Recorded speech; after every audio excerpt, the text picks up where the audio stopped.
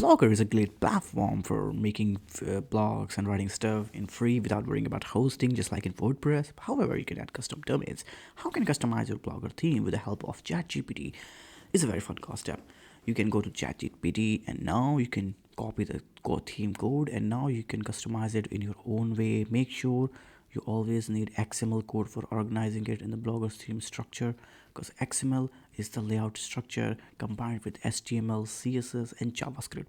Here you can have header, main content area, sidebar, footer, widgets, and stuff. You can then edit it in your layout option, but first you can like ask generate a HTML XML header for Blogger theme with meta tags, responsive design, and custom title.